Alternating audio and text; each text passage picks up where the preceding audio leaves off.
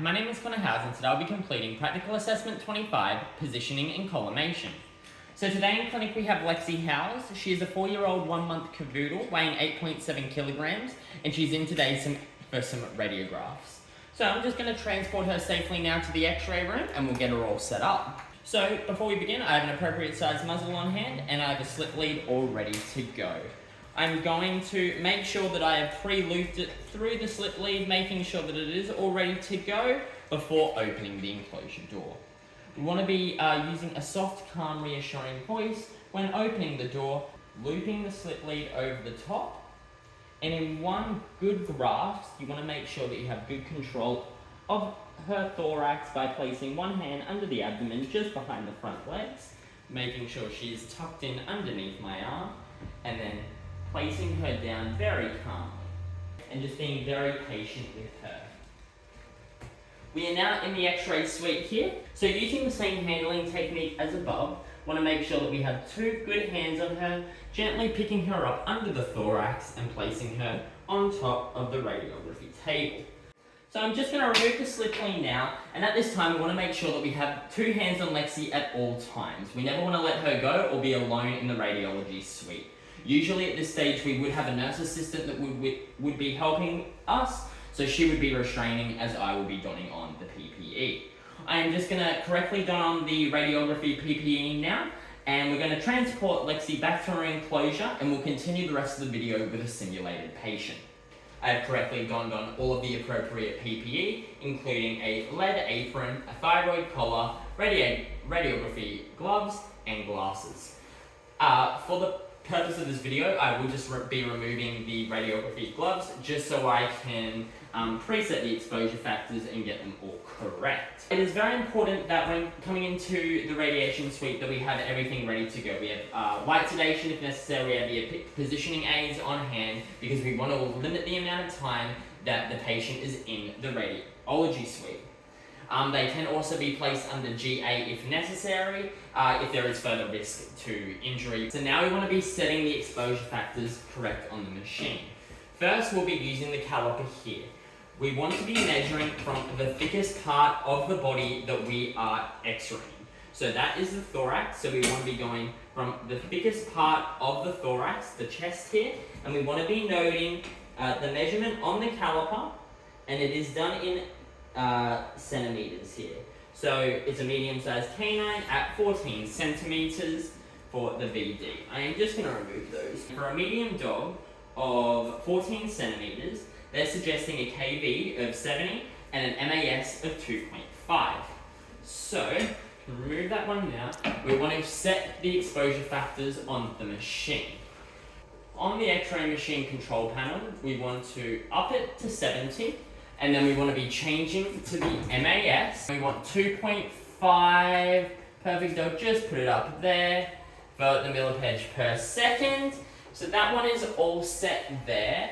And now we want to correctly collimate the window, making sure that it is the smallest area possible for the VD thorax, the area that we are x-raying, the anatomical structure that we are x-raying. It may actually might be better at this point to be using a positioning aid such as a cradle, as this can help stabilize the patient and allow them to sit straight and comfortable, especially for a VD. Just move the patient slightly over just to make sure that it is directly in line and the center beam is going directly into the sternum. Now, if we were to be taking that photo, one nurse assistant will be wearing the correct PPE as they'll be correctly restraining here. Only a licensed radiographer can take the radiograph image as per the Radiation Safety Act 1999. In Queensland, you must hold a radiation license to be able to take radiographs. It is very important that when x-rays are taken, that we alert to the surrounding area through the words x-ray, that this gives plenty of time to allow staff members to stand at least 5 meters back away from the x-ray room while the x-ray is being taken. We also confine our x-ray to a radiology room here to prevent excess scatter radiation. So using a caliper, we will measure from the VD abdomen here. Want to make sure that we are taking it again from the thickest part of the abdomen, noting the measurements on the caliper. So I can see that it is 13 centimeters for the abdomen there. Next, I'll be going to the technique chart, looking at the abdomen, going to the VD here. So I'll be noting, here is our techniques chart. Going down here, we had 13, so it's about 65 to 70 with a 4 millipage per second. Now I'll just correctly set that on the X-ray machine here. Great, and I'll change that one to 4. So for a VD radiograph, it is very important to use a cradle to stabilize the patient, positioning aids or ropes if necessary to extend the forelimbs and to ensure that the spine is straight. We must make sure that the spine is correctly aligned to the table, and we want the sternum superimposed over the straight ventral column of the body. This does require an assistant to restrain while someone is taking the radiograph. Next, we will be positioning in the grid. I didn't do that for the VD thorax, however, I'll do that one now. So you want an appropriate size grid that is going to fit the entire patient. I actually believe this might be a little too big for the patient, so I would be changing the grid size because you want the anatomical structure within the entire grid, but you don't want to have too much excess on the outside. We want to collimate directly over the abdomen here.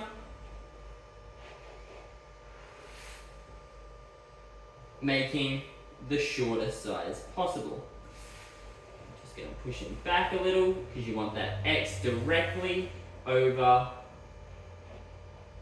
the sternum there. It will be very important to use some positioning aids at this time to keep his forelimbs extended and to keep the spine straight.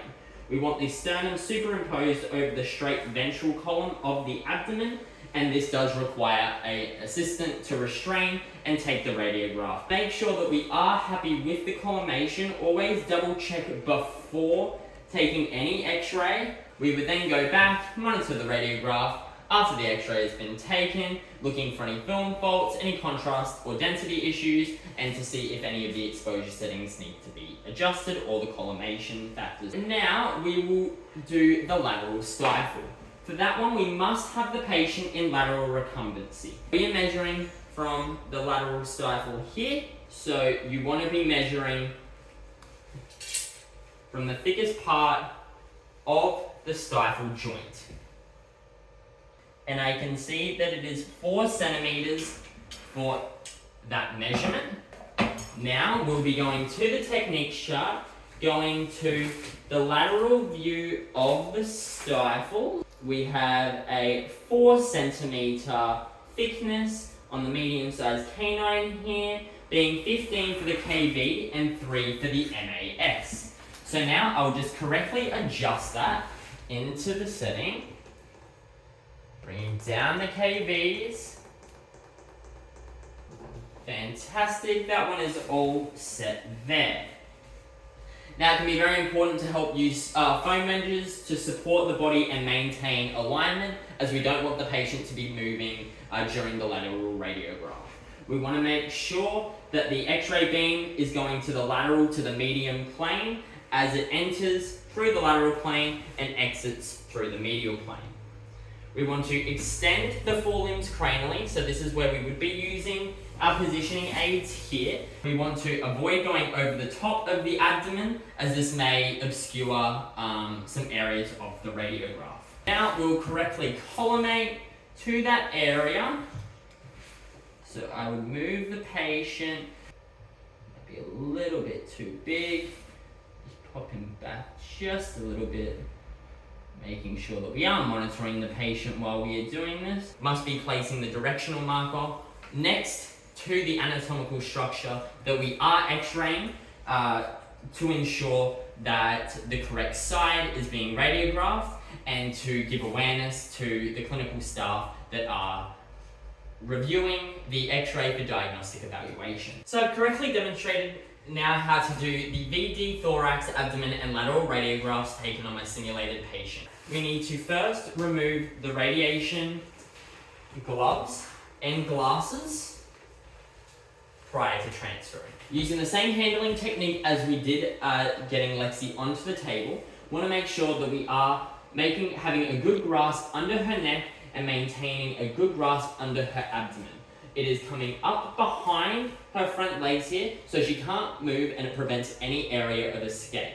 I then have a good grip, gently lifting her up, making sure that she is tucked under my arm. She can't escape in any way.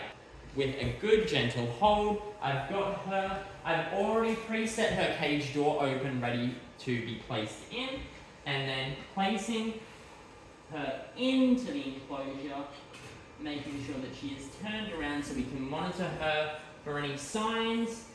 So we're back now in the radiology suite now, and I'm just going to perform the post-procedure clean of the x-ray suite.